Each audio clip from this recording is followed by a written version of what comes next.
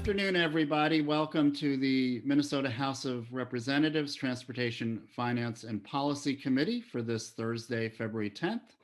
I am State Representative Frank Hornstein, Chair of the committee. Our first item of business is for our committee legislative assistant to take the roll. Mr. Dodge. Chair Hornstein. Present. Hornstein present. Vice Chair Cagle. Present. Cagle present. Representative Petersburg. Petersburg present. Petersburg present. Representative Barr. Here. Barr present. Representative Bernardi. Representative Bernardi. Representative Elkins. Elkins present. Elkins present. Representative Frederick. Frederick present. Frederick present. Representative Hausman. Present. Hausman present. Representative Heinrich. Heinrich present. Heinrich present. Representative Kosnick. Representative Kosnick. Representative Mason. Mason present. Mason present. Representative Murphy. Murphy present. Murphy present. Representative Nelson. Nelson present. Nelson present. Representative Olson. Representative Olson. Representative Richardson.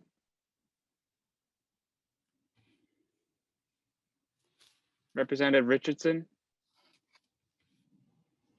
Representative Torkelson. Torkelson present. Torkelson present. Representative West. West present. West present. There is a quorum.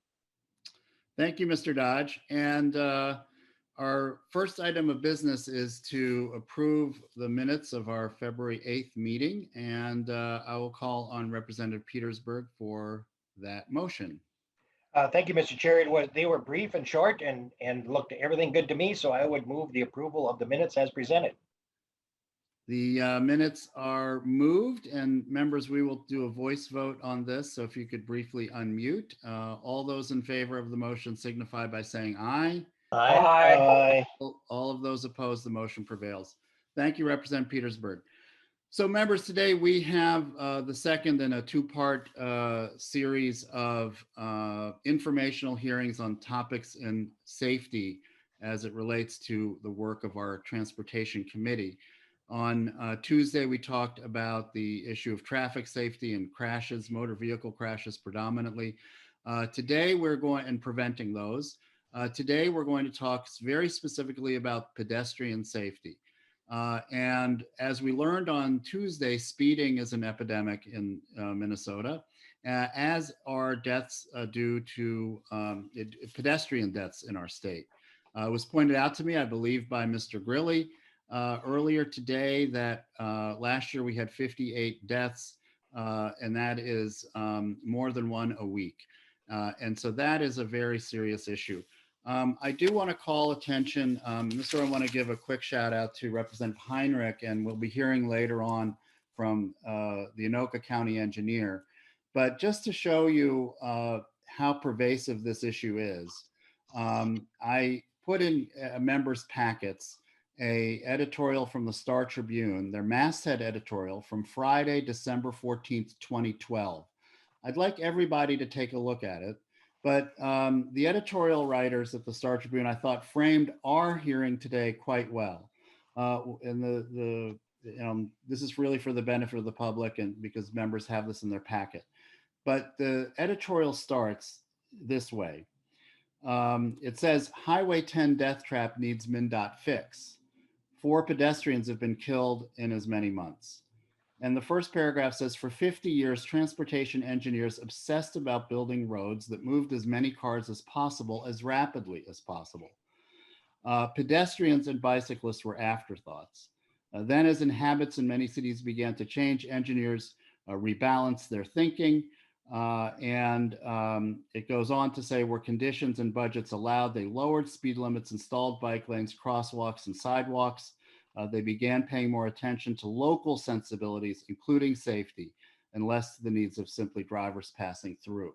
And then it goes on to talk about a 16-year-old named Hannah Kraft of Ramsey, who died on November 26th, 2012, as she was trying to cross Highway 10. And I know that when we took a trip up to the northern suburbs last year, or 2 years ago, pre-COVID, I thought it was a very impactful trip. And I really appreciated Representative Heinrich and the other members of on both sides of the aisle from our North Suburban delegation on this committee for the very holistic way that they presented traffic safety and pedestrian safety issues in the northern suburbs. And I'm very pleased that we are making progress on Highway 10 and appreciate your work, Representative Heinrich, and look forward to the testimony later today from the Anoka County engineer. So with that, members, we have a really special guest to kick off this hearing today. Angie Schmidt is coming to us from my home state of Ohio. She's coming to us from Cleveland. I'm from Cincinnati originally. But Ms. Schmidt is the author of a new book called Right of Way, Race, Class, and the Silent Epidemic of Pedestrian Deaths in America. So I've asked her to just frame up the broader issues that we want to address today. And again, she is a national expert on this issue, and we're very happy to have her. Welcome to our committee, Ms. Schmidt. Please state your name for the record and proceed with your testimony. Yeah, hi, thanks for having me. My name is Angie Schmidt. I'm gonna pull up my screen here. I have a little presentation. System preferences. Sorry, one sec.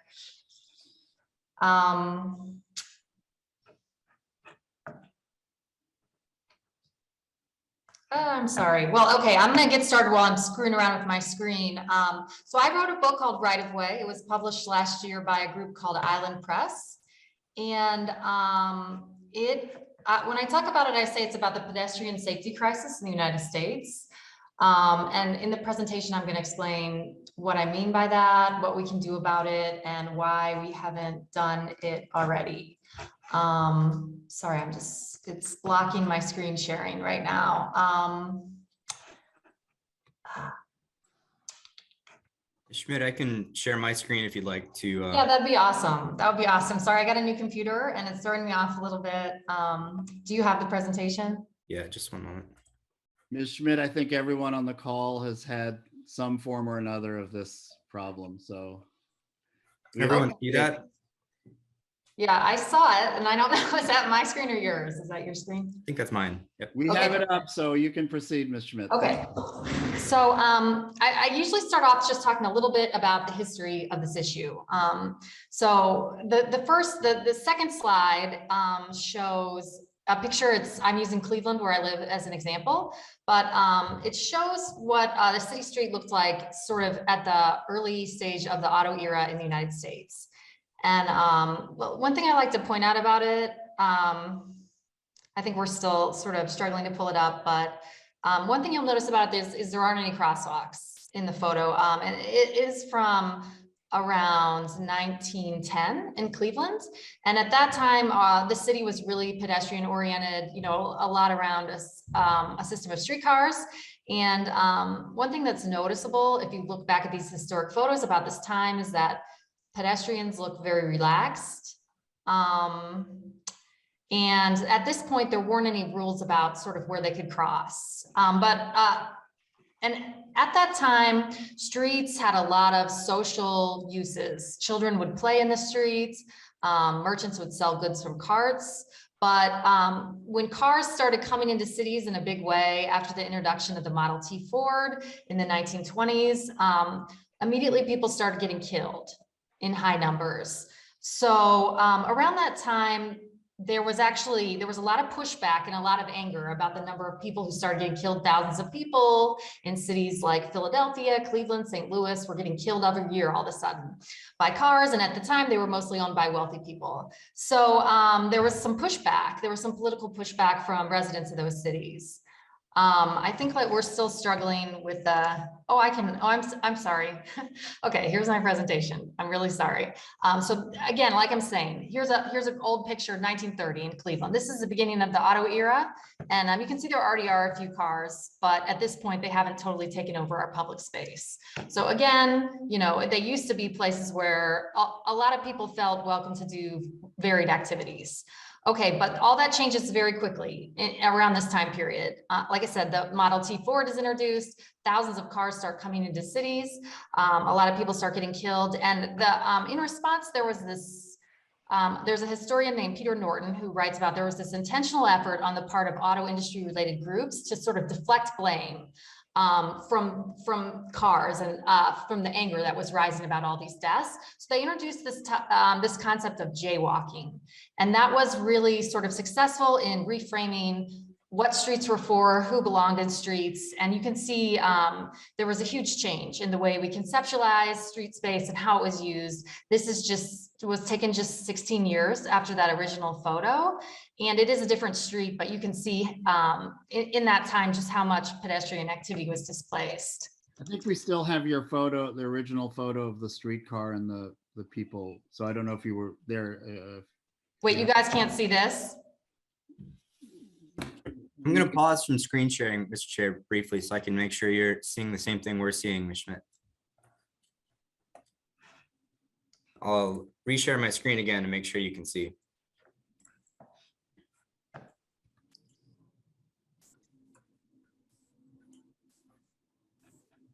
Can you see that, Ms. Schmidt? Yes. Okay, I'm sorry about that again. Just say next slide if you'd like me to move forward. Oh, okay, thank you. Okay, yes. So next slide. So moving into sort of where we are right now, if we go to the next slide, slide number 5. So in the past 10 years, there's been a big escalation in pedestrian deaths. Mr. That's what Halverson, move the slide. There we go. Thank you. I think we're on the right slide now. Thanks. Okay. So that's what I'm calling the pedestrian safety crisis. We've had about a 50% increase in the past 10 years. And we really haven't seen the same for drivers and passengers. So, and just real briefly, in traffic safety, that's rare. We've generally seen improving outcomes since the 1970s, and that's sort of what we would expect. And we haven't seen the same thing in a lot of our peer nations. So trying to explain sort of what's going on here, why are we seeing this sudden escalation in pedestrian deaths was the topic of my book and what I'm going to be trying to explain in this presentation. And I am going to try to just rush through it pretty briefly. But if we go on to the next slide, one thing I want to point out is this problem has not gotten better over the last couple of years as we've been in the pandemic. It's actually, we expected pedestrian deaths to fall because there was so much more telecommuting going on and less driving, but actually the problem got markedly worse in the last couple of years, which surprised a lot of people.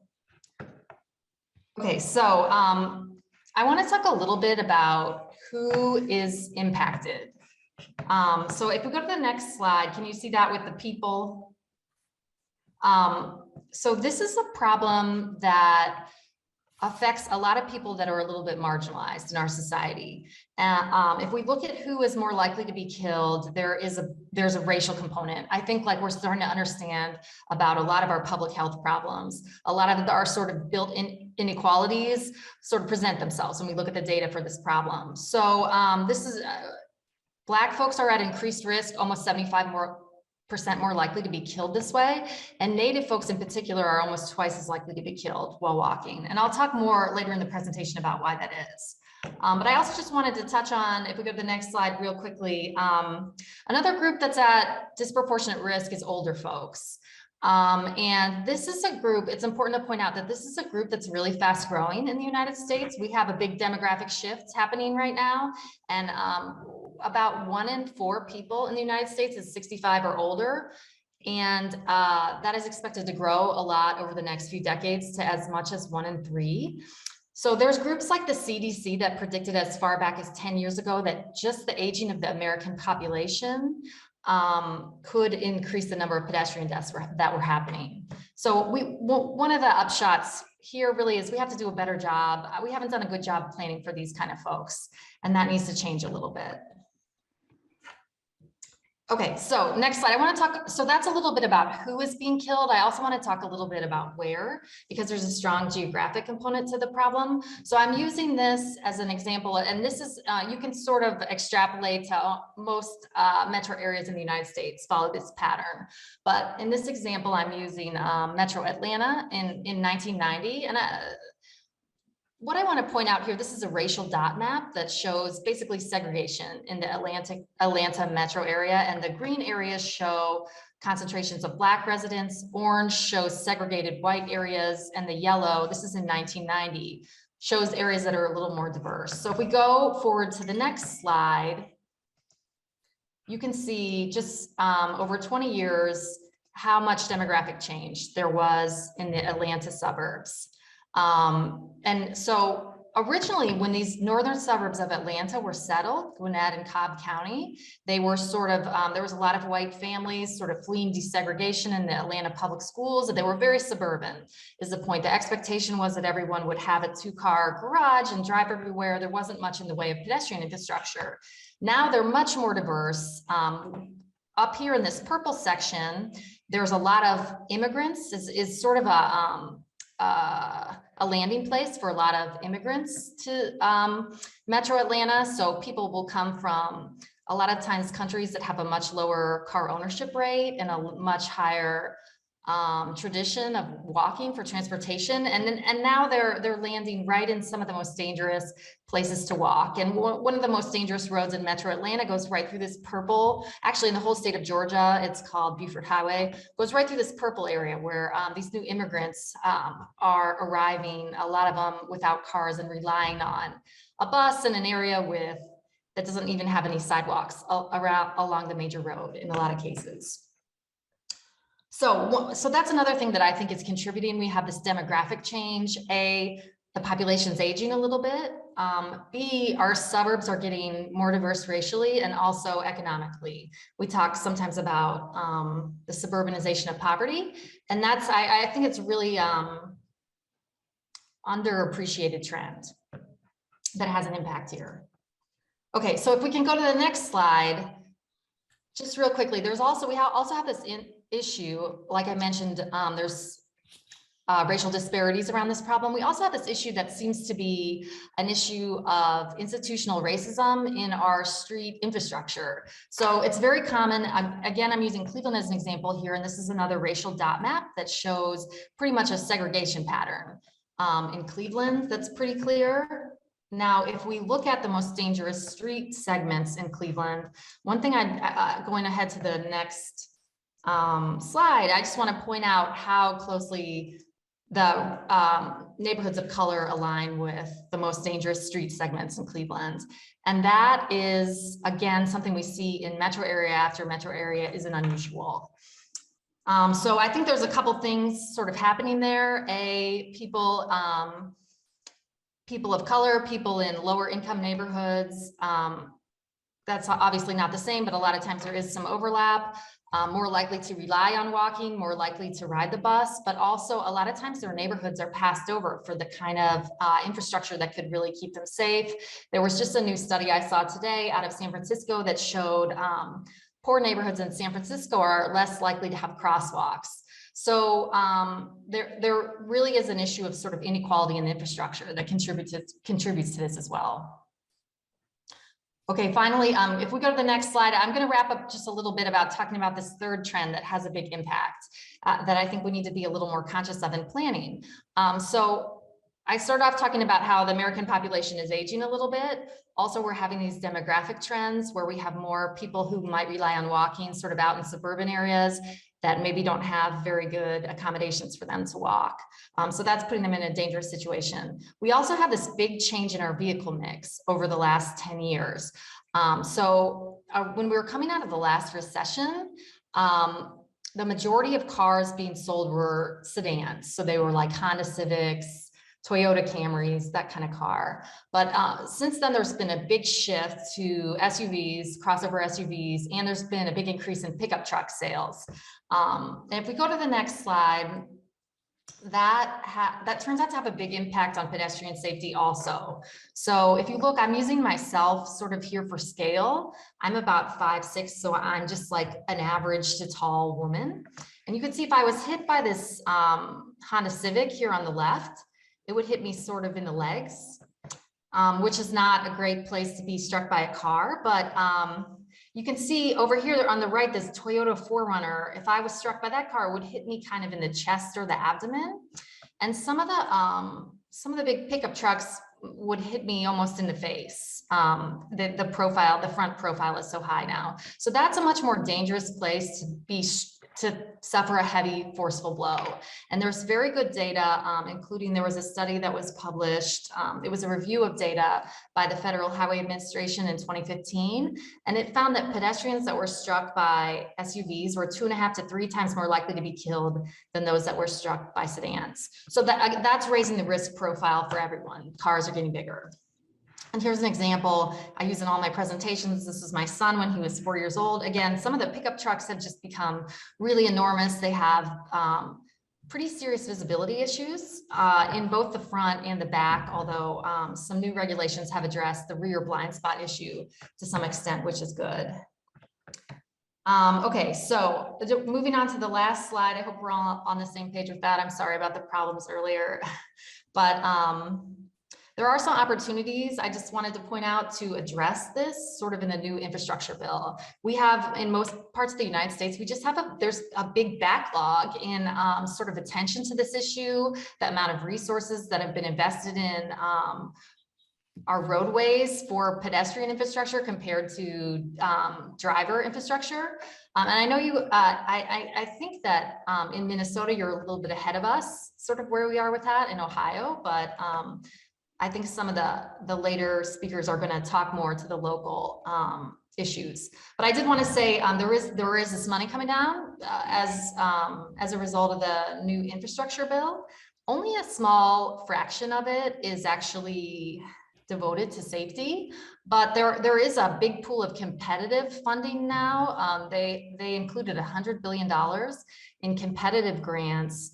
And the new US DOT staff does seem to be very motivated to address sustainability and safety issues. So it's a good opportunity for states or localities to, if they do have projects related to pedestrian safety that they want to implement and they need funding for, there's a good opportunity to take advantage of those federal grants that are coming down.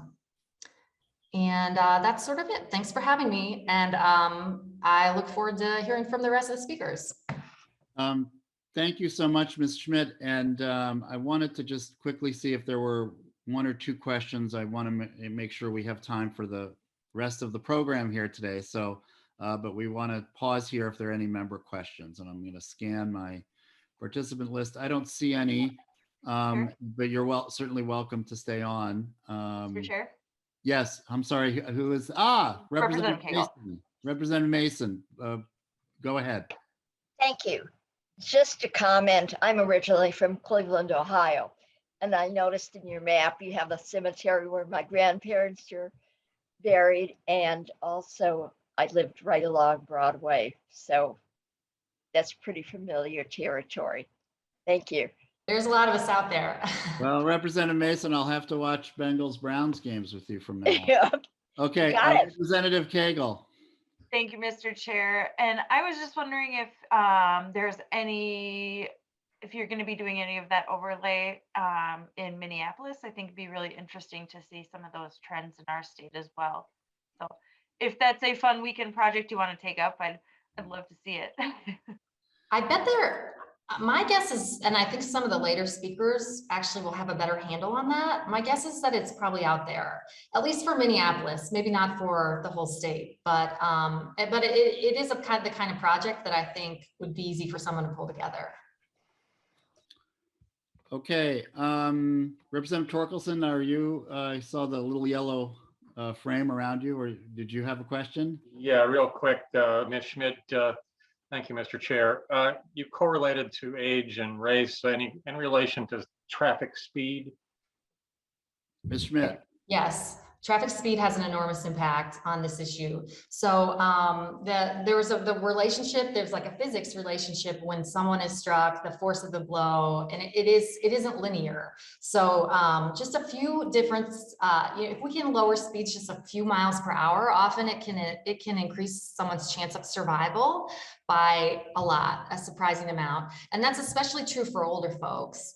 So in a lot of cities, that's been one of the key strategies, is trying to control, and in some countries that have addressed this more successfully, that's one of the key strategies, is controlling travel speed, especially in areas where shopping areas where pedestrians are present.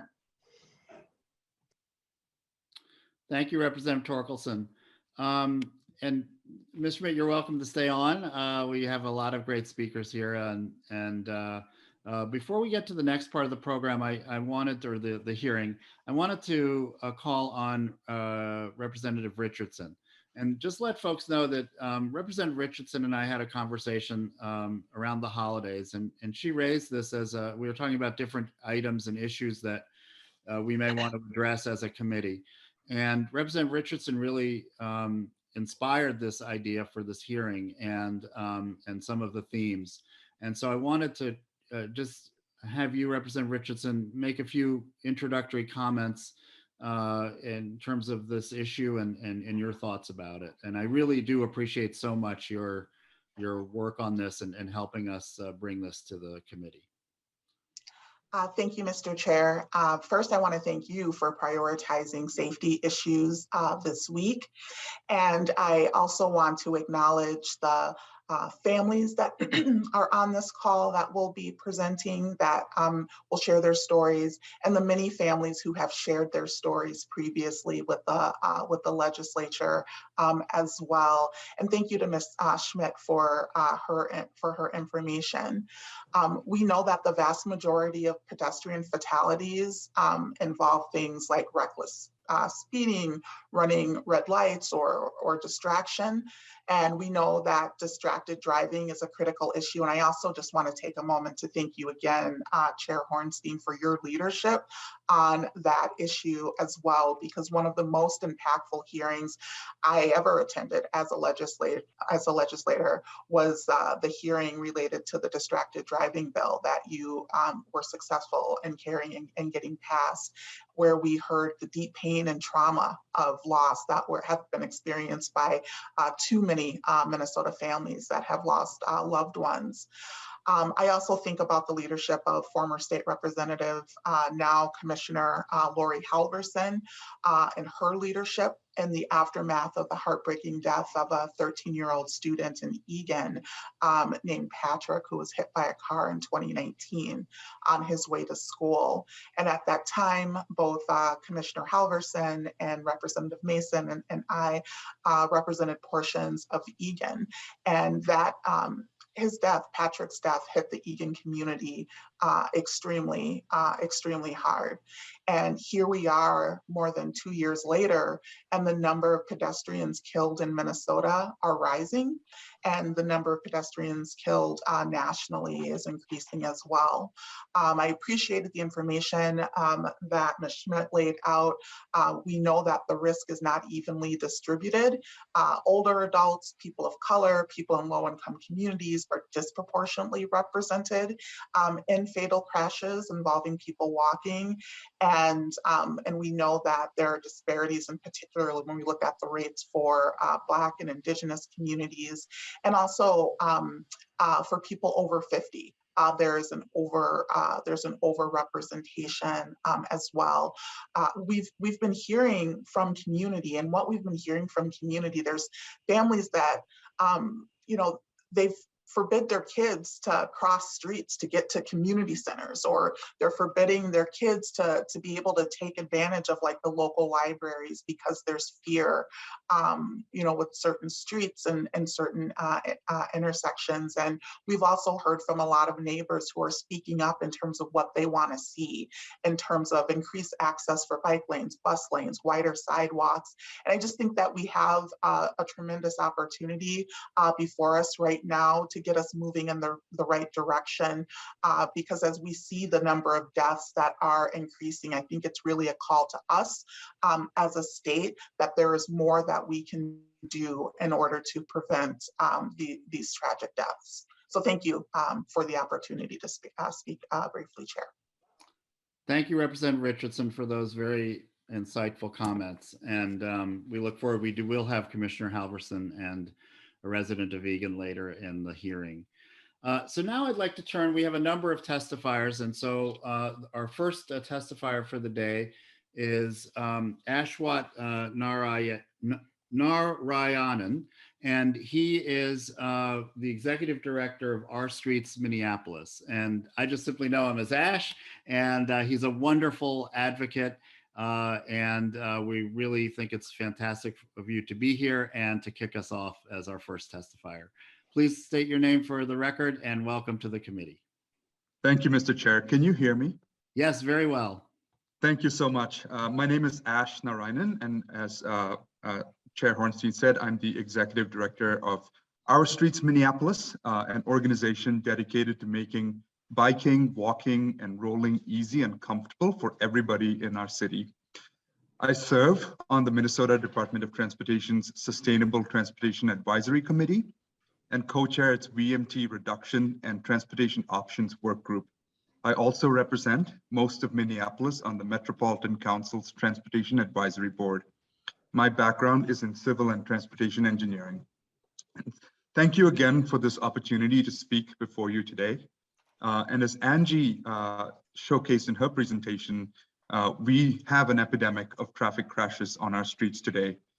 Close to 40,000 people die each year in the United States, and the people who are faced with the worst consequences of this are our most vulnerable road users, who are people who walk. For people walking, and Angie shared this as well, our streets are getting more dangerous. Between 2010 and 2019, people driving a vehicle struck and killed over 54,000 people walking. And the number of people struck and killed in that time period increased by 45%. It's only getting worse. 49 out of 50 states became more dangerous for people walking in terms of crashes, and Minnesota was no exception. 58 people walking lost their lives in our state in 2021. And I can guarantee that every single one of us on this call has either been in a traffic crash or knows someone who has had a severe injury or a fatality from a car crash. This should not be normal. And as Angie and Representative Richardson pointed out, there are huge disparities in who is hurt and killed as a result of traffic crashes as well. Our Black, African-American, and Native American community members are disproportionately represented in fatalities while walking. So why is this happening? Unfortunately, these statistics are no accident. And this may seem harsh, but it is a failure of several decades in how we've chosen our priorities in transportation. Our engineering and our planning systems have chosen to prioritize and invest in the ability for cars to drive through our communities as quickly as possible while paying little attention to the consequences of that priority. We spend about $4 billion a year in transportation spending. That's the Department of Transportation's budget. And of that $4 billion, we choose to spend about 70% on highway and roadway infrastructure. And the amount we spend on walking infrastructure is less than 1/3 of 1%. Just in the last month, we saw a new report from the Metropolitan Council that recommends we spend between $6 and $7 billion over the next 20 years on expanding freeway capacity throughout our region to reduce delay for car drivers. This is a vision that, if it comes to reality, will have even more disastrous consequences for people walking. This pattern of spending has resulted in the creation of communities where it is nearly impossible to easily and comfortably walk to school, to work, shopping, or recreation. We see streets like Olson Memorial Highway and Interstate 94 in our cities that cut through majority Black and brown communities. People are forced to dodge and weave across several lanes of high-speed traffic as a matter of course. In my own neighborhood, the Seward neighborhood in Minneapolis, on a stretch of Hennepin County-owned street called Franklin Avenue, there are no marked crosswalks by my house for over 7 blocks. I routinely see mothers risking theirs and their children's lives every day simply to get from the apartment complex where they live to the grocery store across the street. Again, this should not be normal. We know the solutions to this problem, and Angie spoke to them as well. We really need to design our streets for safety and not speed. It is not possible to have both. This means that we must narrow our lane widths, provide continuous and ample sidewalks throughout our communities, and create protected infrastructure for those using bicycles, wheelchairs, and strollers. We must also stop expanding dangerous and polluting freeways through our most vulnerable communities. And counterintuitively, this does not mean that it will take us longer to get to our destinations. Often, when we see these treatments carried out, we see improvements for every roadway users, including people in cars. We must also provide fast and accessible public transportation to every community in our state.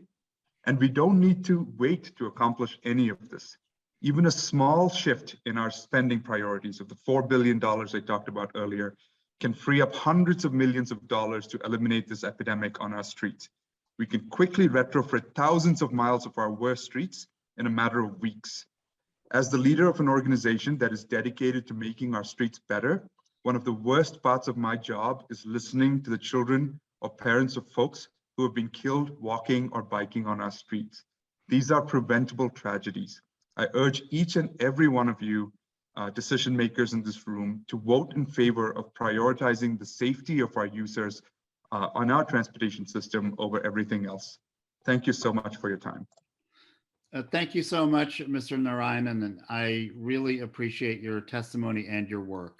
And we will be continuing to engage with you as our session continues, particularly as it relates to the Infrastructure Act. Okay, our next speaker is Mr. Anu Willie from the Sierra Club. Mr. Willie, are you with us? Please state your name for the record and proceed. I'm here. Thank you. Oh, I'm sorry, Ms. Willie. I apologize. Great. Thank you, Chair Hornstein. My name is Anu Willie. Thank you to the committee for giving me the opportunity to speak today. I am a resident of Minneapolis, a graduate student at the University of Minnesota, and a volunteer with the Sierra Club Minnesota North Star chapter. I travel around the city by multiple modes, usually walking, biking, and taking transit, and occasionally I drive. I value pedestrian safety because my life and the lives of everyone in the state of Minnesota depends on it. I've had way too many moments while walking to the grocery store or crossing the street to catch the bus when I thought I would be struck by a reckless or apathetic driver and seriously injured or killed. In my day-to-day life, I shouldn't have to question my safety as often as I do, and neither should anyone else. It's not just me. Around 100 people in Minneapolis die every year from traffic crashes, and my Black and Indigenous neighbors are most at risk. The city of Minneapolis has an honorable goal to eliminate traffic deaths by 2027, known as Vision Zero, but we can't achieve this without state funding and support. MnDOT's Complete Streets policy says all streets should be safe to use by all people of all ages and all abilities, but people like me who walk, bike, and roll are often an afterthought in transportation projects. With all the money available from federal and state governments, you can change this. You can make sure life-saving pedestrian improvements are built into every transportation project. I implore you to support allocating $85 million to implement local and statewide pedestrian and bicycle plans. These improvements cost way less than what we spend year after year to support our car-dependent infrastructure, and they'll result in hundreds of lives saved. It's a common excuse that there's not enough funding to make these changes, but we have the money. We just need the willpower. Thank you. Thank you so much, Ms. Willie, and we appreciate your work very much, and thanks for being here. Our next speaker is Becky Alper from the Minneapolis Park and Recreation Board. And by the way, members, I will pause for questions if anyone has questions of Mr. Narayanan or Ms. Willie. We'll take those after Ms. Alper. Welcome to the committee, Commissioner. Please state your name for the record and proceed with your testimony. Thanks very much. My name is Becky Alper. And good afternoon, Chair Hornstein and committee members. I represent approximately 70,000 people in South Minneapolis as commissioner for the Minneapolis Park and Recreation Board. I've been in office 40 days so far, and pedestrian safety has already risen to the top as a chief concern of my constituents. Residents want safe infrastructure in their neighborhoods that will allow them to walk and bike with their families to local parks. And measures like this are unfortunately not happening fast enough. In 2020, in response to desires to create safe spaces from COVID and from speeding traffic, cities around the country, including Minneapolis's own park board, took the big step of closing streets to cars and opening them to people walking and biking. And guess what? People flocked to these areas because they built community and allowed people to improve their mental and physical health without fearing being hit by a car. Repurposing this road space for people took political will and money, and we need your help to do more of these innovative projects. I'm also a mom to 2 little girls, ages 5 to 7, and just like residents of South Minneapolis, I think a lot about their health, their well-being, and their safety, especially keeping them safe from vehicles while on foot. And my fears, they are justified. It's not uncommon to have headlines like this one from the Star Tribune in 2021. Woman, 58, is killed crossing Minneapolis's Hiawatha Avenue. All too often, it is our state highways and our state-funded streets that are the least safe roads in our communities to be a pedestrian. So it's time to get serious about actually improving pedestrian safety around our state, from South Minneapolis to Austin to War Road to Brainerd. We need to say no to highway expansion projects in the core metro area that simply induce more traffic congestion. We need to say yes to truly life-changing infrastructure projects like actually rethinking and transforming Interstate 94 through our central cities. And we need to say yes to prioritizing and funding projects that implement complete streets policies that allow kids to walk and bike to schools or parks. So it's time to get serious about pedestrian safety so that we don't have headlines like this one from just a couple months ago in December 2021. Patrol searching for driver who fatally struck girl, age 8, in Brooklyn Center. For the safety of my constituents, for the safety of my daughters, and for the safety of communities across the state, the time to act on pedestrian safety is now. Thank you. Thank you so much, Commissioner Alper, for that very, very moving testimony. Members, are there any questions for our first 3 testifiers? Let me just scan here. Mr. Howe, I don't see any, so we will move on to our next set of Mr. testifiers. Chair, Representative Mason has her hand up. Oh, I didn't see that. Representative Mason, go ahead. Thank you. Maybe you could indicate if you have if it's a comment, please make a comment. If you have a question, just indicate who it's for. Okay, anybody can react to this. I remember when I was door knocking pre-COVID, talking to a young woman. She had graduated that year from high school. Her car broke down, so she was biking. And she was telling me people would throw things at her or yell, negative or obscene things at her. They were just really angry that she was riding her bicycle on the road. So I'm wondering if the people that have talked, are they hearing those things as well? My comment, the comment is, I think it's more than structural problems that we're facing when it comes to pedestrians and bicycles. Very quickly, if one of you would like to comment, or maybe that was just an observation, Representative Mason. Okay, good. Well, thank you. I mean, obviously, I think you're identifying another safety hazard on the roads that we have road rage, and we've had actually people getting shot at. This is definitely another safety issue that we have to address. So, okay, members, we're going to turn now. Yeah. Representative Koznick has his hand up as well. Oh, boy, I'm sorry. Not looking at my participant list. Representative Koznick. Hi, Mr. Chair. I just wanted to, for the record, I missed the roll call at the beginning of the meeting, just for the record, my attendance at the meeting. Okay, and I thank think you. that, thank you, Representative Koznick. We will note that. And also Representative Bernardi had contacted me and she's joining by phone. So please note Representative Bernardi's present as well. Okay, members, thank you. We are going to now turn to our next set of testifiers. And this is the folks that are going to be testifying now come to us as a result of a couple of community meetings I was invited to. Again, this would have been in the fall of 2019. And it's really when I,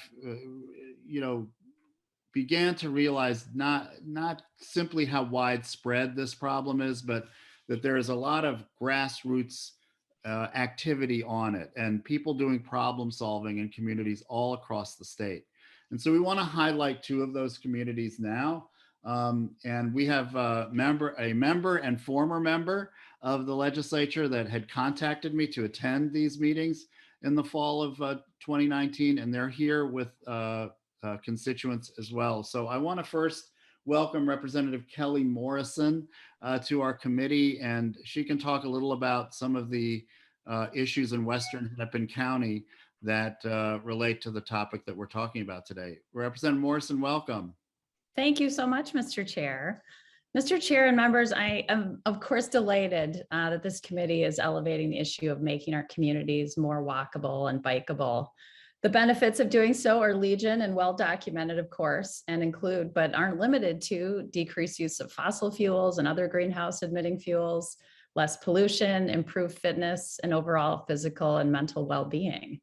Safety, of course, has to be at the forefront of these plans, especially when they often occur in spaces shared with cars and trucks.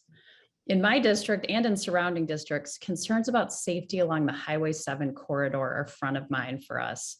We've experienced tragedies and many near misses along that highway and are grateful that MnDOT is currently conducting a study to evaluate those safety concerns.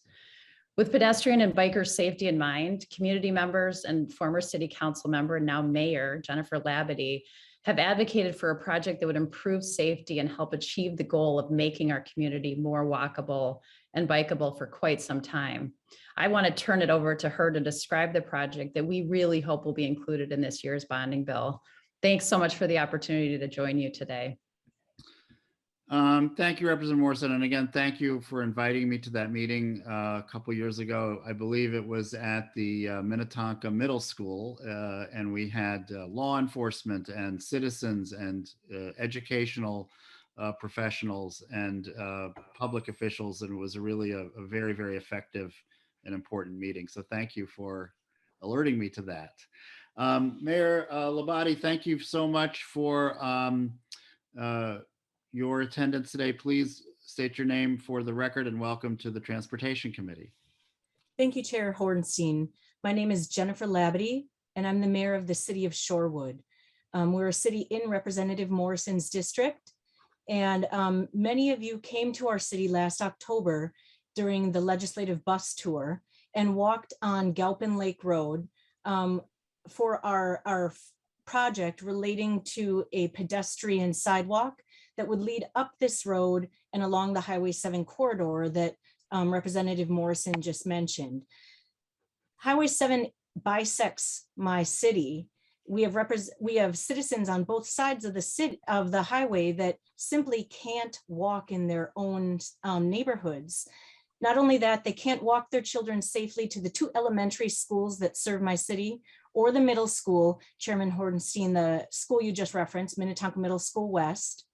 They also can't safely walk into the downtown of Excelsior. The city of Shorewood does not have a downtown district. The citizens of my city go into Excelsior, the neighboring city, for downtown activities, shopping, and they cannot safely walk there. Cub Foods is our major grocery store located in the city of Shorewood along Highway 7. People really can't safely access grocery shopping on foot or on bicycle. So my city is really in need of some help as far as pedestrian safety and pedestrian access. The bill that was sponsored by Kelly Morrison and sponsored by Senator Ann Johnson Stewart, that's HF 241 and SF 2255, are prime examples of some of the comments that were made earlier, especially by Commissioner Alper, on how we can benefit and use some of the recently released funds to benefit local communities such as mine. People should have the ability to walk safely in their own neighborhood. They should be able to walk to their local school, to their local grocery store, and to their downtown district without taking their life in their own hands. And as some of you who were on that legislative bus tour recall, traffic was whizzing by our entire group and the coach bus while we were on Galpin Lake Road. For you, that was a one-time pit stop. For the citizens in those neighborhoods, that's their daily life.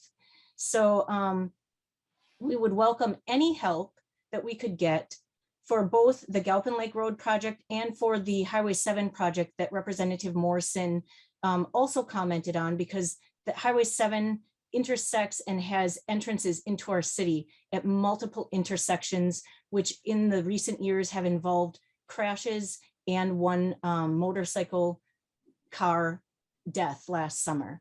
So thank you for allowing me to testify today, and I'm available for any questions that the committee may have. Thank you so much, and thank you, Representative Morrison.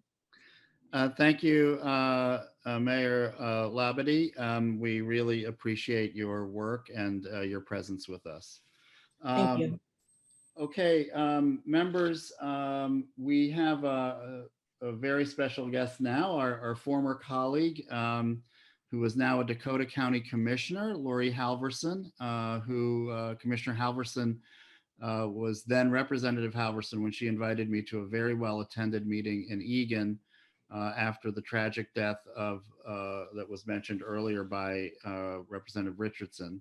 And so I wanted to call on Commissioner Halverson now, and we will hear from her, and then a citizen from Eagan, Jen McGovern, then Mayor Sanders, the Mayor of Blaine, and then we'll take some questions after Mayor Sanders. So Commissioner Halverson, welcome to the committee. Thank you, Mr. Chair. So good to see you, so many of my former colleagues. I miss you all. I'm Laurie Halverson. I am Dakota County Commissioner, former state legislator from Eagan. And I'm here because Dakota County is making increased bike and pedestrian safety a key priority throughout the county. Because of the variety of communities we serve, we're really working on a broad, multi-pronged approach using nationally recognized principles such as safe routes to schools. In 2019, as you heard, our community suffered a terrible tragedy that really sent us reeling, and that was the loss of a student on his way to school who was hit by a car. In the wake of this horrible event, a lot of things happened, but we did pull together some community meetings, and I really thank Representative Hornstein for attending. The county partnered with the state, with the city of Eagan, the school district, and neighbors to create a dramatic redesign of this road. It's about a half-a-mile stretch of a road called Diffley Road, a county road here in Eagan.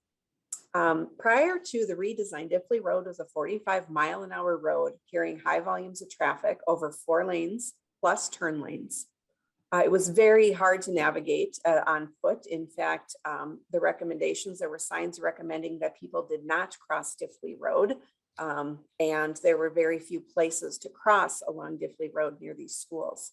When this county road was first designed, the reason it looks like it does, or looked like it does, is because there weren't any amenities there. There was one elementary school and a few houses. But like so many communities over the decades, things changed, and this area went from hosting a single school to hosting 3 schools that serve thousands of families every day, multiple neighborhoods of single family and multifamily homes. We've got city athletic fields there now, a skate park, gas stations, retail developments, restaurants, grocery store. The fact is this went from being a place that people drove through to a place that people drive to. And the development did not change to serve the needs for biking and walking safely. So the county initiated a redesign plan And I'll focus on the engineering aspects of it because designing for pedestrian safety is much more than just saying that you're going to change the speed limit or put up a crosswalk. We had to re-engineer that road so it was continued to allow traffic to flow, but to allow it to flow slower, much slower. As we heard, that's much safer if we have slower traffic and we're combining cars and pedestrians. And so we looked to re-engineer that road because we heard loud and clear from the residents. We've got to slow down the traffic in front of this road, and we've got to increase opportunities for bikes and pedestrians to cross Diffley Road to get to all these amenities that we've built over the years. And so the new road narrows to a single lane and in both directions. And traffic flow is managed by roundabouts. The marked crosswalks include pedestrian advocated flashing beacons, so the pedestrians can push a button and lights flash, indicating to the cars that people have to stop. The school district added staffed crossing guards there where there hadn't been before, and that definitely is an important aspect of safety, engaging the students in that safety as well. And we were able to get this done, frankly, because the state stepped up and helped us with a $4.2 million bonding request, which really provided the necessary funds for the county and our partners to move quickly to redesign and rebuild this area. It was done and rebuilt and opened for back to school in 2021. And so instead of a 45-mile-an-hour road in front of our 3 schools and all of the amenities I mentioned, it slows to 35 miles an hour, 30 miles an hour during school crossing times. And the roundabouts and crosswalks slow to 15 miles an hour. So it's much safer from a speed perspective. Without a doubt, there's a lot more work to do and we won't stop. When you talk about the principles of safe routes to school, Safe Routes talks a lot about the 6 E's. And even though we're talking about safe routes to school, these principles I really believe translate well for all bike and pedestrian movement. And this includes community engagement, prioritizing equity, making sure that everybody has access to safe biking and walking. Engineering, as I mentioned, you can't just put up a sign. We had to rebuild the road so that cars would behave in a way that is safer for our pedestrians. And encouragement, which was formerly known as enforcement, making sure that we are engaging our partners in law enforcement and others to encourage the safest possible behavior. And education and evaluation. We dug deeply into all these things on the Diffley Road project, and I'm happy to tell you any examples of how we used this framework to work on Diffley Road. It's also a great example of how this really takes multi-levels of government and the community coming together to build the infrastructure that best serves our communities. Because the fact is, this is a community demand. It has been for a long time. And that's why we're looking at this as a countywide, pedestrian bike safety is a countywide priority. So I want to thank you all for recognizing that walking and biking are vital modes of transportation. And I hope your committee, as it begins its work this year, will consider vital investments in safe routes to school and bike and pedestrian safety in our communities. Dakota County is here to provide partnership and information at any time. Thank you so much. I really appreciate your interest, and it's wonderful to see you all again. Thank you so much, Commissioner, and it's wonderful to see you, and thank you for your testimony and your work in the community. And speaking of work in the Eagan community, I'm very happy to welcome Jen Mcgovern to the Transportation Committee. I met Jen at the meeting in Eagan that Commissioner Halverson referenced, and have kept in touch about her commitment. She has a very deep commitment to this issue and can really speak from the perspective of a citizen and a mom. So Ms. Mcgovern, welcome to the committee, and please state your name for the record and proceed with your testimony. Hi there. My name is Jennifer Mcgovern, and I am a Eagan community citizen. I started my journey after Patrick was killed on his way to school. And started attending these meetings and meeting Frank and the like. And through these meetings, I ended up becoming the school crossing guard. It was a lovely job that I enjoyed very, very much. And I saved several children's lives. Unfortunately, I was hit on duty and suffered some minor whiplash.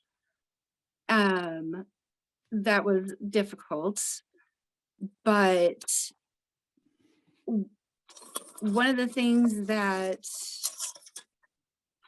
I've experienced is while the speed limits go down, people's attitudes haven't changed much.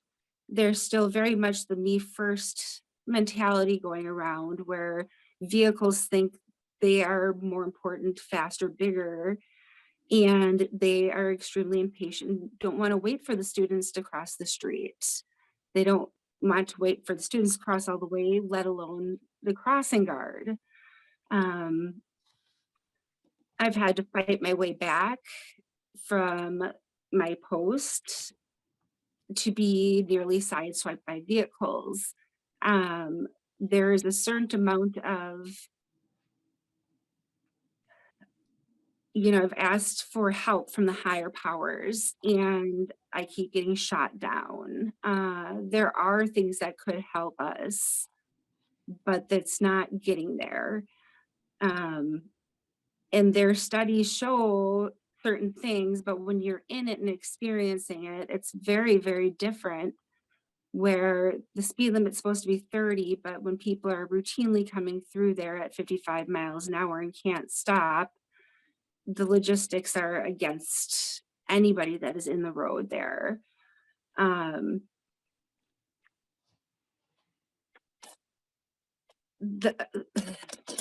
There's another portion of it where I think pedestrians need some re-education also on how to be proper pedestrians.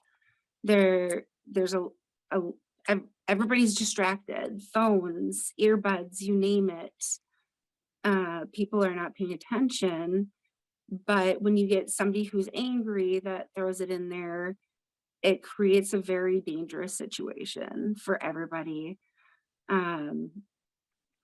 What the bottom line is we're all just trying to get somewhere. These kids are trying to get to school. These kids are trying to get home. You guys are trying to get home or to work. I'm just trying to get home to my family too. But some people deem their time is more valuable, and it's doing us a disservice. It's gotten to the point where recently I've had to quit my job that I've enjoyed so much, helping keep these kids safe, because my life has been put on the line and it's not getting better. And I want to know what we can do to make a change for not just able-bodied people, but the community that needs these special resources, that are deaf, blind, disabled, you name it. Thank you, Ms. Mcgovern. I just appreciate so much your testimony, and that you've really literally been on the front lines of this issue. And, the fact that you decided to become a crossing guard as a result of wanting to help once you witnessed the tragedy in Egan is very, very moving. And we appreciate your coming and your testimony. So thank you so much. Thank you. So our next speaker is, for those of you who are new to the legislature, and we have many new members, Mayor Tim Sanders is a wonderful former colleague of ours. He served in the House from 2009 to 2017. And you can refresh my memory, Representative Sanders. I seem to recall you were on the Transportation Committee, but maybe not. I knew you were in GovOps for a while, but welcome to the committee. Please state your name for the record. It's so wonderful for you to join us, and congratulations on being elected mayor of Blaine. Thank you, Mr. Chair. It is great to see you again as well. My name is Tim Sanders. I am the mayor of the great city of Blaine, and you're correct. I did serve 4 years on the Transportation Committee with you. and I think my entire career on GovOps with you as well. So enjoyed it. It did my heart good. You refreshed my memory that you're a fellow Ohioan. I as well was from Ohio, born in the great Buckeye State. So it's good. Are we going to have a baseball season on time at least this year, Mr. Chair? I sure hope so, but I hope so. Focus on the Super Bowl right now. Absolutely. Right on.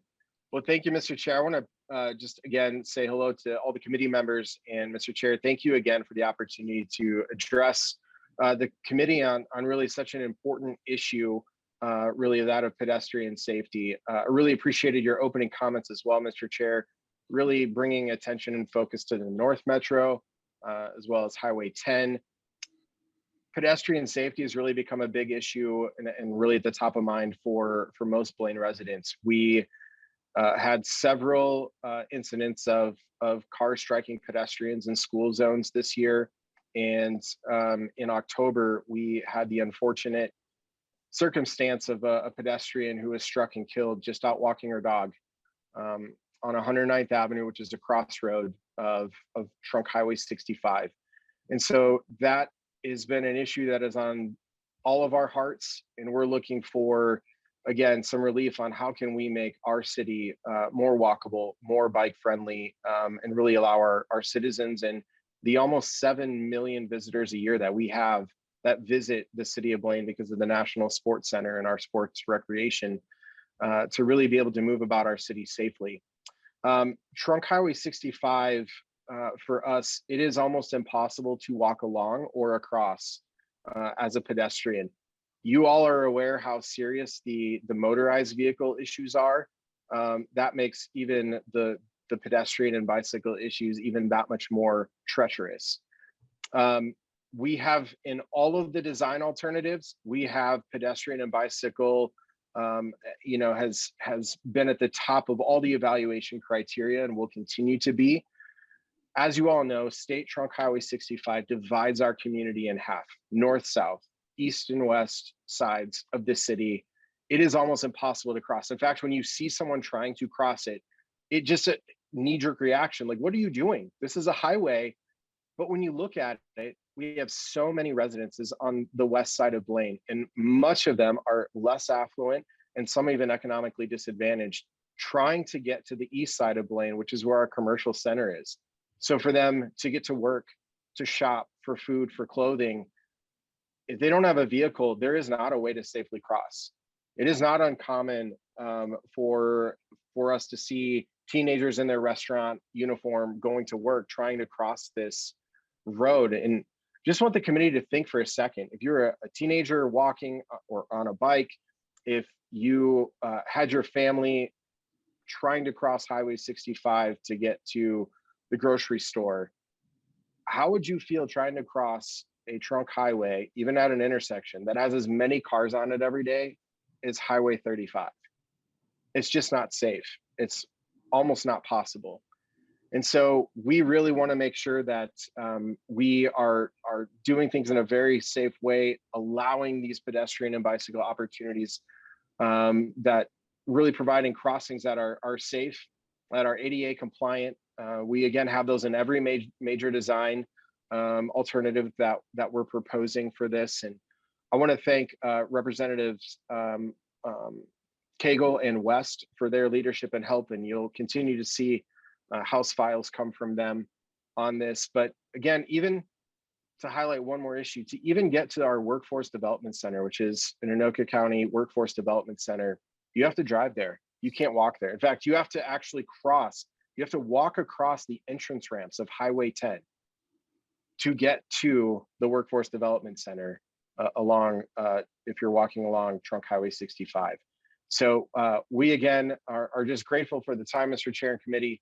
Happy to stand for any questions, and just know that this is a major issue at the top of mind for us. And not only do we fix it for vehicles, but even more so that pedestrians and residents and tourists can move safely about the city of Blaine.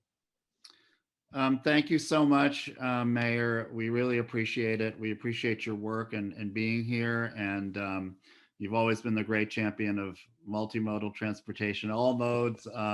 We had a great visit with you at the Blaine City Hall also a few years back, which I appreciated. And we have a great delegation of Northern legislators from both sides of the aisle to work with We do, you. Mr. Chair. And one of them has a question or a comment, Representative Cagle. Thank you, Mr. Chair. I just wanted to highlight the mayor's, my Clara goes to daycare at the Anoka County Services Building right there on 89th. And I almost stopped right in front of the building the other day to take a picture of the bus stop because it was a bus bench buried in snow. There is no way that it is safe or accessible for anybody to go sit at that bus stop. And so, this is a big issue that affects, so many different levels of our lives. One of the main reasons I got on transportation is because every day you go on a road, and this is something that affects all of us. And so I've been taking pictures around my community and documenting changes. And so some of them I'm glad to see, and some of them I hope to see. Thank you, Vice Chair Cagle. And we have one more question from Representative Bernardi, and then we're going to move on. And again, for any of this could be, if you have a comment, and again, you can question any of our local government folks that have testified here in the last 10 minutes from Shorewood or Egan or Mayor Sanders. Representative Bernardi. Thank you, Mr. Chair, and nice to see you, Mayor Sanders, today. And we have a lot to deal with up here in the Northland. And I see Joe McPherson is on the call at our Zoom event as well. And I just wanted him just to highlight we're focusing right now on the Blaine portion, but this whole Highway 65 is a very dangerous all the way to the border into Minneapolis. And so if he could just comment on that as well. Representative Bernardi, he is our next testifier. Oh, good. Oh, good. I was trying to look for the agenda on my phone and I couldn't find it. Good. So hopefully he'll comment. He'll comment it on about then. He'll comment it. You teed it up well. Thank you for helping us with the transition, Representative Bernardi. Thanks. And University Avenue. Mr. McPherson, you have a lot of issues that folks have requested that you comment on, but I just wanted again to just return to, and thank you, Mayor Sanders, again for being here. I started with Highway 10 because, I think that's in many ways a case study of a problem and how a community has responded. And I think there's clearly more work that needs to be done. But I do so appreciate your being here again, because we have such interest from Anoka County and the northern suburbs on our committee. So welcome to the committee. Please state your name for the record and proceed with your testimony. Thank you, Chair Hornstein and members of the committee. My name is Joe McPherson. I'm the Transportation Division Manager and County Engineer for Anoka County. And to that point, I want to thank a lot of you that are on this committee. We've got Representative Heinrich with us today. He's been an instrumental part of all the funding that's come in for the projects in Anoka and Ramsey. Appreciate all the work he's done. Again, Representative Cagle, Bernardi, the list could go on with all the support that we've had in this North Metro communities. So I appreciate all that. I think the first thing I want to start with today is really to follow up on that article that you talked about first, Chair Hornstein, and that was with that tragic fatality with that young 16-year-old girl in the city of Ramsey. I think it's worth talking about what we've done since that point and the positive things that are going through our communities at this point. So I'm going to share my screen here, and what it is a layout that shows what's going to happen in the city of Ramsey on US Highway 10. And again, I just want to call this out and show the committee members and those that are testifying with us here today what can happen when a group gets together and supports each other. And I know this is probably small on the screen. Can everybody see it? I'm good. Yeah, it looks good. Okay, so I'm going to zoom in a little bit. This is in the city of Ramsey. Highway 10, of course, is east and west here. This corridor handles upwards of 55 to 60,000 cars a day. So it's very difficult for a pedestrian or bicyclist or even vehicles to travel on this corridor. And over the course of the last 10 years since that tragic fatality happened and several other horrible accidents, we've really streamlined the design process. We've involved the communities. We've got some economically depressed communities that exist along this corridor. We want to make sure that all voices are heard.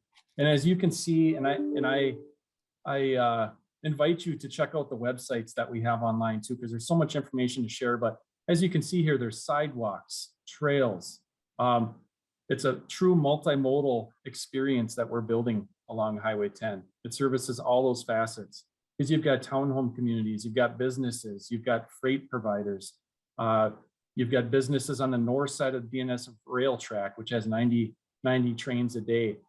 And it's all being spurred by the commitments from this committee and others, and on the Senate side as well.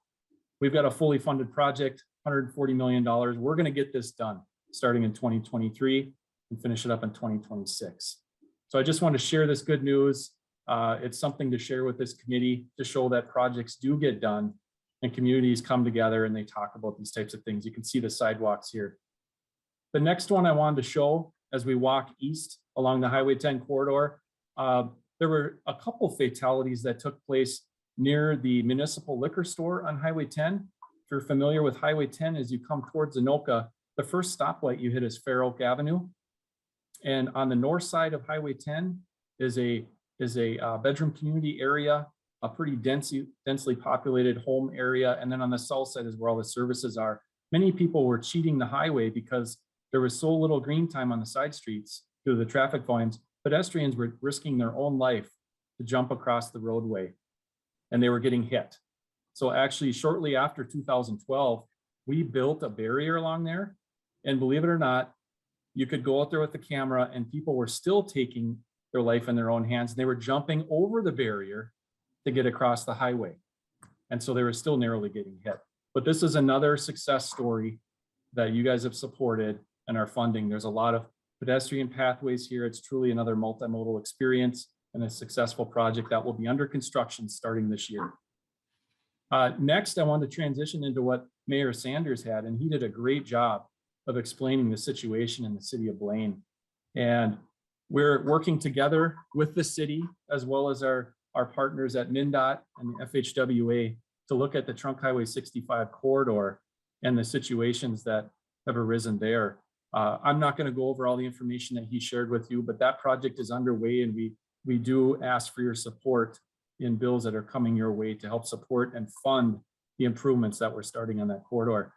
The other part that I want to follow up on Representative Bernardi's point there is, if you take a snapshot at the next section that MnDOT currently has a Pell study on, in the cities of Blaine, Spring Lake Park, you've also got Fridley and Columbia Heights here. I just took out some of the information. I'm an engineer. We're always detail oriented. I didn't want to kill you with too much details. But on the screen here, you can see on the 65 corridor from approximately Highway 10 south, just to the Anoka County border, I just pulled our details. In the period from 2015 to 2019, there were 2 fatal pedestrian and bicycle accidents, 8 serious injuries. And then just in the last 2 years, and this is preliminary data, there's been 3 fatalities with pedestrians and bicyclists and 2 serious injuries. And that's among 98 pedestrian crashes, 41 bicycle crashes. And additionally, on the 47 corridor, in 2015, there's a typo there, 2015 to 2019, 9 fatal crashes. And I know Representative Cagle, you live just down the street from where 3 of these occurred, which is at 85th Avenue. So she's very aware of the seriousness of this, of what's going on out there. But 9 fatal crashes, 7 serious. And again, just in the last 2 years, another fatal and 3 more serious and minor injury crashes along that corridor. I just want to share that with you, just to give you a glimpse of the situation out here. There's a lot of traffic out there. There's a lot of pedestrians. There's a lot of neighborhoods and a lot of people wanting to use that corridor. And so again, I invite you to help support these bills that are coming forward, help us fund these improvement projects and find a solution that works for everybody.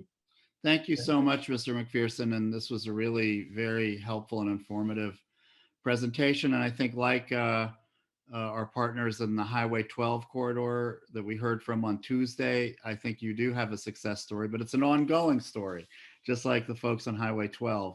There's more work to do, but I think, again, this kind of collaborative model that you talked about is really, I think, that has been a recipe for success for communities across the state. Members, I'm sorry, we're just gonna have to hold on questions because we have 3 more testifiers and I wanna make sure that they have a chance to speak. If we have time before 2:30 and there are questions, either for Mr. McPherson or our next 3 testifiers, we'll take those, but I wanna make sure they have time. So we have Trevor Turner, Hannah Habrecht, and Lee Gansky. I will call on you in that order. And if you could keep your comments to about 3 minutes or so, then I think we can maybe have a couple of minutes left for questions. So Mr. Turner, welcome to the committee. Please state your name for the record and proceed with your testimony. Thank you, Chair Hornstein and members of the committee. My name is Trevor Turner, and I'm the Public Policy Director for the Minnesota Council on Disability. Pedestrian safety is incredibly important for Minnesotans with disabilities. Many Minnesotans with disabilities must walk or roll on our streets to carry out essential living tasks, such as commuting to work, buying groceries, attending appointments, and enjoying leisurely activities. I myself am a deaf-blind Minnesotan who regularly walks and uses public transit as I go about my day. And far too often, I've had several experiences of being nearly hit by a car as I'm crossing at a crosswalk. I worry that sometime in the future, I may not be so lucky. For Minnesotans with disabilities, pedestrian safety includes quality pathways and sidewalks with wide medians that separate them from the roads. It includes sidewalks that are free of ice and snow in Minnesota's winters. Pedestrian safety means well-lit pathways at night that are free of crime. And it also means functioning and reliable crosswalk signals. Pedestrian safety means more density in our towns and cities so that the distances between stores and businesses are walkable. It includes pedestrian policies that are inclusive and are designed with disability in mind. Pedestrian safety means access and allowing Minnesotans with disabilities to live and work in the communities of their choice, a right guaranteed by the Supreme Court Olmstead decision. Pedestrian safety means a state that prioritizes pedestrians over drivers and actively encourages residents to walk or roll. When you prioritize disabilities and pedestrian safety, everyone in the community benefits. This is known as universal design. For example, it has been established that when you widen and smooth sidewalks for wheelchair users, more people use the sidewalks and stay off the roads, reducing pedestrian deaths. When you ensure that every crosswalk has curb checks, it also benefits new parents with strollers, the elderly with walkers, cyclists, and those wheeling heavy items. Pedestrian bridges not only protect those who are walking, but also reduce traffic accidents at intersections. Having audible and visible cross signals for the blind and deaf also protect those who can see and hear, especially those wearing earbuds or aren't paying attention. Universal design is always good policy, and when universal design is considered from the start, it is more cost-effective than trying to retroactively fix bad policies. The Minnesota Council on Disability is always a resource for this committee, and we actively encourage our legislators to reach out to us at any time, especially regarding transportation and pedestrian safety. So when the committee prioritizes pedestrian safety, it's also prioritizing Minnesotans with disabilities. And when you prioritize Minnesotans with disabilities, all Minnesotans benefit. And I want to thank the committee today on behalf of the Minnesota Council on Disability, and I thank you, Chair Hornstein, as your constituent. Thanks for having me. Thank you so much, Mr. Turner, and thank you for your ongoing partnership on this issue and so many issues that are of high priority for the legislature. Thank you for your work. Our next testifier is Hannah Habrecht, and welcome to the committee, and please state your name for the record. Hi, thank you. My name is Hannah Habrecht, and I live in Rochester, Minnesota, and thank you so much for the opportunity to speak today. I moved to Minnesota last year to start my first year of medical school. Most of my classmates also moved from out of state. Within our first 2 months in Minnesota, one of my classmates was hit in a crosswalk by a driver who ran a red light. He sustained several serious injuries, including several fractures in his spine. About a month later, another classmate was struck by a driver on her bike when the driver tried to accelerate around her to turn right. And that's 2 out of a class of 54. Down the road from us in Winona, a student was just hit last month while walking to class at Winona State University. She is still in the hospital.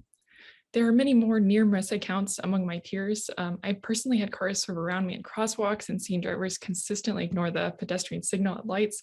Driver aggression is high. Walking and biking around the city, I've had people shout from their cars, roll cola as they pass, and even throw fireworks. Statistics echo the anecdotes. Fatal pedestrian crashes are up significantly, as you have heard from other speakers. People from around the world travel to Rochester, patients, students, healthcare providers, and many more. Many of these people don't have a car, nor do they want to have one, and the street should feel comfortable and friendly for our pedestrians. At the moment, they do not. Better and safer pedestrian crossings and street design would make a difference. Things like road right sizing, bulb outs for corners, reducing drive lane widths, and placing more emphasis on sidewalks outside of our homes, not just the trails. In general, there seems to be a lack of awareness and respect for people outside of an automobile. And I think an important part of addressing this is also driver and pedestrian safety education. I know Minnesota has had a complete streets policy for more than a decade, but given the recent spike in crashes, I hope that more effort is placed on its continued implementation at the state and local levels with a focus on pedestrians and bicyclists, who are our most vulnerable road users. I also know that there is a state pedestrian plan, and there's absolutely a need to implement it. Organizations like Bike MN's People-Friendly Driver Program, Walk Bike Fun, and We Bike Rochester make a difference and could use more support.